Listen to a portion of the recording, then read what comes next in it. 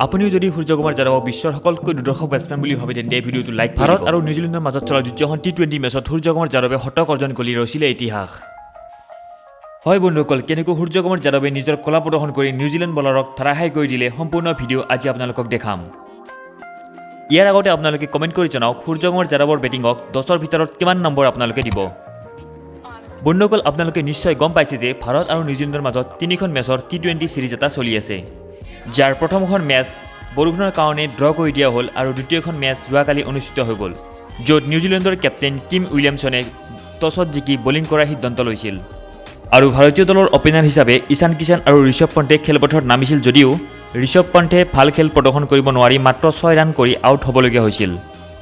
আৰু ঈশান কিষাণেও লেহেমীয়া গতিৰে 36 ৰান কৰি পেভিলিয়নলৈ উভতি যাবলগীয়া হৈছিল। পাৱাৰ প্লেৰ 6 অভাৰত এটা উইকেট হেৰুৱাই মাত্ৰ 42 ৰান কৰিবলৈ সক্ষম হৈছিল।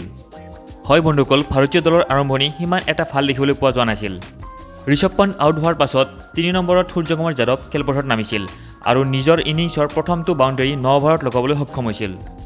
আৰু 10 অভাৰৰ পিছত নিজৰ গিয়াৰ চেঞ্জ কৰি বিস্ফোৰক বেটিং কৰিবলৈ আৰম্ভ কৰিছিল। 11 অভাৰৰ পৰা খেলপথাৰৰ চাৰিওফালে 4 আৰু 6ৰে উপচাই দিছিল।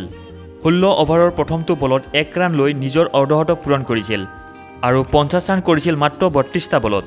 যেতিয়া 17 নম্বৰ অভাৰ আৰম্ভ হৈছিল তেতিয়া সূৰ্যকুমাৰৰ ৰুদ্ৰমূৰ্তি দেখিবলৈ পোৱা গৈছিল। এটাৰ পিছত এটা বাউণ্ডেৰী লগাই অভাৰটোত 17 ৰান সংগ্ৰহ কৰিছিল। যেতিয়া সূৰ্যকুমাৰ যাদৱে নিজৰ শতকৰ ফালে আগবাঢ়ি গৈ আছিল এনেকুৱা লাগিছিল আকাশত অকল 6 দেখা গৈ আছে। 18 নম্বৰ অভাৰতো 2টা 6ৰে মুঠ 18 ৰান সংগ্ৰহ কৰিছিল।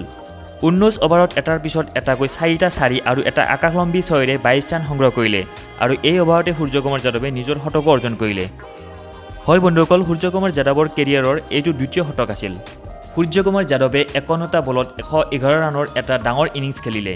সূৰ্যকুমাৰ যাদৱৰ এনেকুৱা বিস্ফোৰক বেটিং দেখি নিউজিলেণ্ড বলাৰ হতাশ হৈ গ'ল আৰু কোনো বলাৰে সূৰ্যকুমাৰ যাদৱৰ উইকেট দখল কৰিবলৈ সক্ষম নহ'ল আৰু সূৰ্যকুমাৰ যাদৱে নট আউট হৈ পেভিলিয়নলৈ উভতিলে।